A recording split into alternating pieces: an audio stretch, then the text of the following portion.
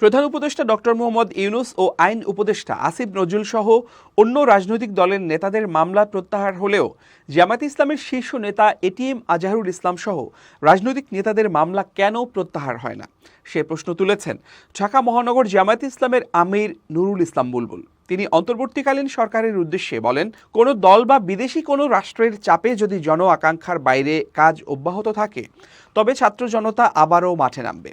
তাই জন আকাঙ্ক্ষার বাইরে কোনো কাজ না করতে তিনি অন্তর্বর্তীকালীন সরকারের প্রতি আহ্বান জানান। ঢাকা মহানগর দক্ষিণের ওয়ারী থানা জামায়াতে ইসলামের কর্মী সম্মেলনে প্রধান অতিথির বক্তব্যে তিনি এ প্রশ্ন রাখেন। আওয়ামী লীগ সহ তাদের সহযোগী সব দল ও সংগঠন নিষিদ্ধ করতে হবে দাবি জানিয়ে নুরুল ইসলাম বুলবুল বলেন, শুধু ছাত্রলীগকে নিষিদ্ধ ঘোষিত সন্ত্রাসী সংগঠন নয়, আওয়ামী লীগ, যুবলীগ, স্বেচ্ছাসেবক লীগ, বঙ্গবন্ধু পরিষদ সহ আওয়ামী লীগের সহযোগী সব দল ও সংগঠনকে গণহত্যার দায়ে নিষিদ্ধ ঘোষিত সন্ত্রাসী সংগঠন হিসেবে ঘোষণা দিতে হবে। তিনি বলেন, জামায়াতে ইসলামের শীর্ষ নেতাদেরকে মানবতাবিরোধী অপরাধের মিথ্যা অভিযোগে বিচারিক হত্যা করার মাধ্যমে ওই ট্রাইব্যুনালের আওয়ামী দলীয় বিচারক, প্রসিকিউটর ও সাক্ষীরা মানবতাবিরোধী অপরাধ করেছে। তাদের সবাইকে গ্রেপ্তার করে বিচারের আওতায় আনতে হবে।